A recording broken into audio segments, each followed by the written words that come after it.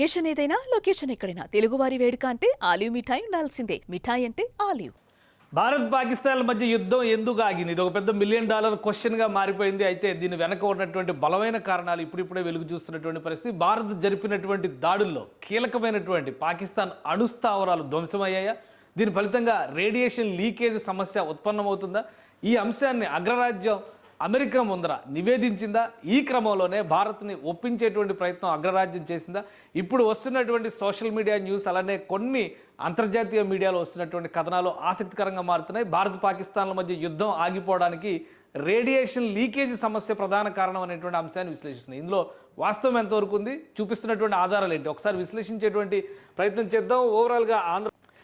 ఓవరాల్గా జరిగినటువంటి పరిణామాల్ని అనేక సంస్థలు రిపోర్ట్ చేస్తూ వస్తున్నాయి. ఆ క్రమంలోనే పాకిస్తాన్లో జరిగినటువంటి దాడులు, ముఖ్యమైనటువంటి కొన్ని స్థావరాల విషయంలో అణు స్టోరేజ్ ఉన్నటువంటి ప్రదేశాలని భారత సైనిక దళాలు టార్గెట్ చేశాయి. అక్కడ జరిగినటువంటి విధ్వంసం ఫలితంగా ఈ అణు ఇంధనం లీకేజ్ అవుతుంది, రేడియేషన్ సమస్య మొదలవుతుంది అనేది దాని సారాంశం. ఒకసారి దాన్ని విశ్లేషిద్దాం. ఇది ట్రిబ్యూన్లో వచ్చినటువంటి కథనం. ఈ కథనాన్ని బట్టి చూస్తే satellite images show significant damage to pox critical air bases link to it's nuclear capability.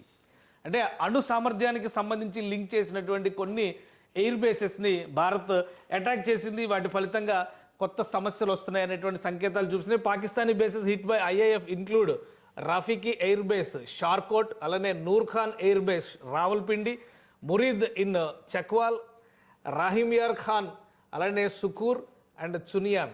ఈ ప్రాంతాల్లో జరిగినటువంటి దాడులు ఇవన్నీ కూడా ఇది పస్రూర్ అండ్ సియాల్కోట్లో ఉండేటువంటి ప్రాంతాలు. ఈ ప్రాంతాల్లో జరిగినటువంటి అటాక్స్ న్యూక్లియర్ ఇంధనం లీకేజ్కి, రేడియేషన్ సమస్యకి దారితీస్తుంది అనేది ప్రధానమైనటువంటి విశ్లేషణ. బిఫోర్ ఆఫ్టర్ పేరుతో కొన్ని ఇమేజెస్ కూడా, శాటిలైట్ ఇమేజెస్ కూడా, ఇది బిఫోర్ ఉన్నటువంటి పరిస్థితి, తర్వాత ఆఫ్టర్ సన్నివేశం. ఇది బిఫోర్ ఉన్నటువంటి సీను, ఇక్కడ చూస్తే ఆఫ్టర్ సన్నివేశం ఇది.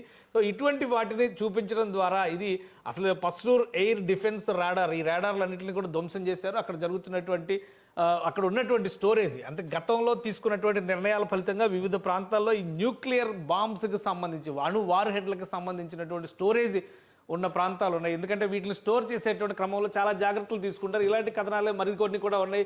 అలానే US department of energy deploys air craft to Pakistan. ఎందుకు పంపించింది, ఎయిర్ క్రాఫ్ట్ని ఎందుకు పంపించింది, అది కూడా ఎనర్జీ డిపార్ట్మెంట్ ఎందుకు పంపించింది అనే దాని మీద ఈ కథనం ఉంది. ఖచ్చితంగా ఇక్కడ న్యూక్లియర్ లీకేజ్ అనేది జరుగుతుంది. ఇక్కడ ఈ సైట్స్ చూస్తే కనుక పాక్ పారామిలిటరీ సైట్స్ కొన్నిటి పేరు లిస్ట్ కూడా ఇచ్చారు. ఈ కథనంలో కూడా nuclear sites, Pakistani paramilitary and nuclear sites including Nur Khan, Sargodha, అలానే జాకోబాబాద్, ఇంకోటి భోలారి అండ్ కిరాణా హిల్స్. ఈ ప్రాంతాల్లో జరిగినటువంటి స్ట్రైక్స్ వీటికి సంబంధించి, కిరాణా హిల్స్లో చాలా పెద్ద స్టోరేజ్ ఉంది. కొండ దిగువ ప్రాంతంలో న్యూక్లియర్ వార్ హెడ్స్ని పాకిస్తాన్ స్టోర్ చేసింది. అవసరమైనటువంటి సందర్భంలో దానికి అనుబంధంగా ఉన్నటువంటి ఎయిర్ బేస్ నుంచి ఎక్కడికి కావాలంటే అక్కడికి షిఫ్ట్ చేసి అక్కడి నుంచి ప్రయోగించేందుకు కావాల్సినటువంటి వ్యవస్థలు ఏర్పాటు చేసుకోవాలనుకుంది. నూర్ఖాన్ ఎయిర్ బేస్ దీనికి సమీపంలో ఉండేటువంటి ప్రదేశం. దీనికి సంబంధించినటువంటి కొన్ని దృశ్యాలు కూడా వెలుగు చూసినాయి. ఇక్కడే అణు ఇంధనానికి సంబంధించినటువంటి ఆధారాలు ఉన్నాయి లేదా స్టోరేజ్ ఉంది అనడానికి ఆధారాలు ఏంటి అనే దానికి కూడా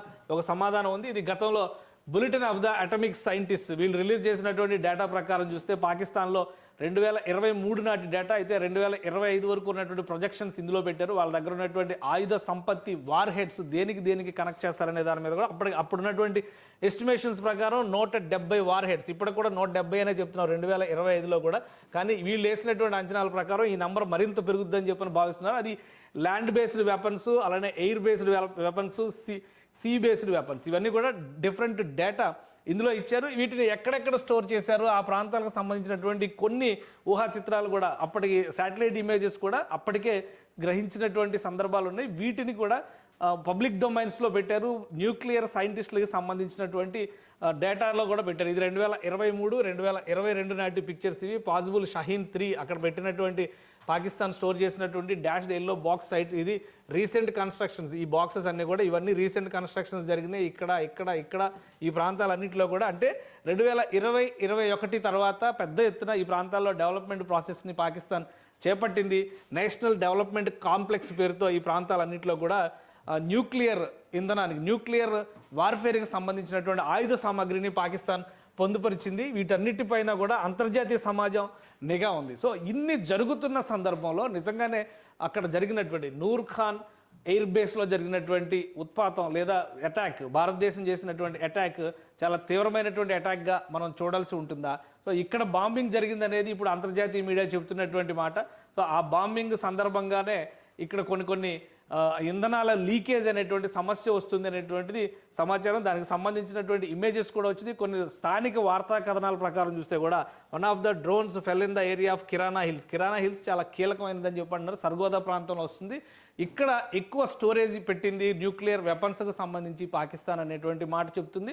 సో ఒక్కసారి మనం దానికి సంబంధించినటువంటి అంశాలను కూడా విశ్లేషించేటువంటి ప్రయత్నం చేద్దాం. కిరాణా హిల్స్కి సంబంధించిన రేఖాచిత్రం, అంటే ఇది శాటిలైట్ ఇమేజ్. ఇందులో కొంత డీటెయిల్స్ కూడా దొరుకుతున్నాయి మనకి. ఆ డీటెయిల్స్ ప్రకారం చూస్తే కనుక ఇక్కడ ఉన్నటువంటి స్టోరేజ్, అడ్మినిస్ట్రేటివ్ రెసిడెన్స్ బిల్డింగ్, అలానే స్టోరేజ్ బంకర్స్, అంటే ఒక కొండ ప్రాంతంలో బంకర్స్ని నిర్మించి, కొండ ప్రాంతంలో మళ్ళీ భూగర్భంలోకి అండర్ గ్రౌండ్ బంకర్స్, ఇగ్లూస్ తరహా వ్యవస్థలను నిర్మించి అందులో స్టోర్ చేశారు అనేటువంటి అనుమానాలు అంతర్జాతీయ సమాజానికి ఉన్నాయి. వాటికి సంబంధించినటువంటి రేఖాచిత్రాలు ఇవి. రాడార్ సైట్ అది ట్రాకింగ్లో పెట్టే విధంగా, అలానే ఇక్కడ ఆ హెలీప్యాడ్ కానీ దీని దరిదాపులో హిల్ సైడ్ స్టోరేజ్ బంకర్స్, ఈ ఇమేజెస్ అన్నీ కూడా దాన్నే చూసి ఇవి కిరాణా హిల్స్కి సంబంధించినటువంటి దృశ్యాలు. ఇది మొత్తం కూడా సర్గోదా ప్రాంతంలో ఉంటుంది. సర్గోదా ప్రాంతం అంటే ఇస్లామాబాద్కి సమీపంలో ఉండేటువంటి ప్రదేశాలు ఇవన్నీ కూడా. ఇస్లామాబాద్ అంటే సియాల్కోట్ కావచ్చు, రావల్పిండికి సంబంధించినటువంటి ప్రాంతాల్లో అంటే మొత్తం పంజాబ్ ప్రావిన్స్లో ఉండేటువంటి ప్రదేశాలు ఇవి. సో ఇవన్నీ కూడా బయటకు వచ్చినాయి. ఇప్పుడు బయటకు వచ్చిన తర్వాత హిట్ 1, హిట్ 2 అంటే ఈ ప్రాంతంలో భారతదేశం ప్రయోగించినటువంటి డ్రోన్స్ అటాక్ చేసినాయి అని చెప్పని నమ్ముతున్నారు. ఈ డ్రోన్స్కి సంబంధించినటువంటి కొన్ని వీడియో దృశ్యాలు కూడా వచ్చినాయి.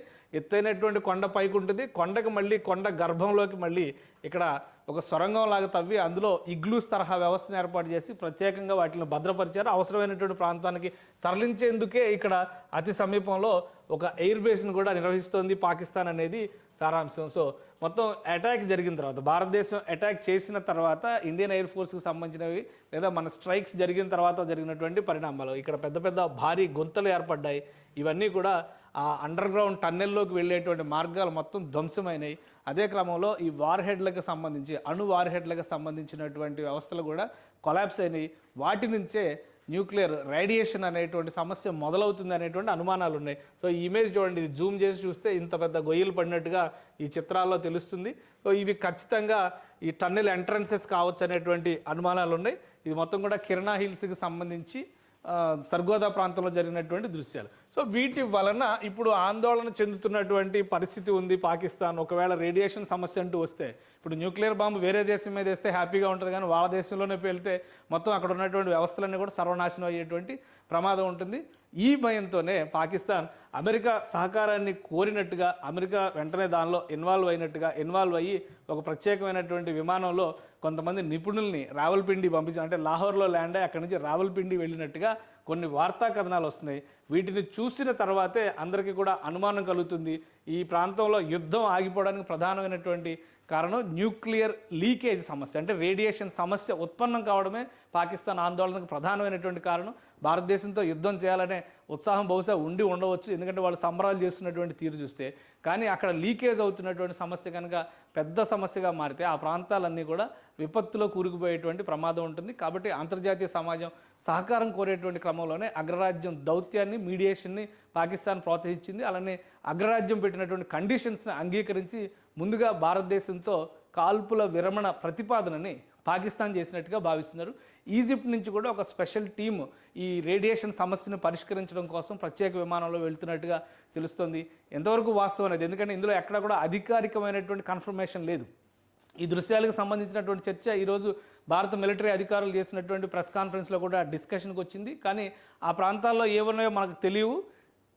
సైనిక పరమైనటువంటి యాక్టివిటీ ఎక్కడైతే ఉందో అక్కడ మాత్రం టార్గెట్ చేసి మేము లక్ష్యాలను కొట్టాం కాబట్టి మిగతా సమాచారం మాకు తెలియదు, మీరు చెప్తేనే తెలుస్తుందని చెప్పని భారత సైనిక అధికారులు కూడా ఈ అంశంపైన సమాధానాన్ని దాటవేశారు. సో మొత్తం మీద ఒక కీలకమైనటువంటి 4 ఎయిర్ బేస్ల్ని, సైనిక స్థావరాల్ని భారత సైన్యం దెబ్బకొట్టింది. వాటిలో న్యూక్లియర్ వెపన్స్కి సంబంధించిన స్టోరేజ్ వ్యవస్థలు ఉన్నాయి.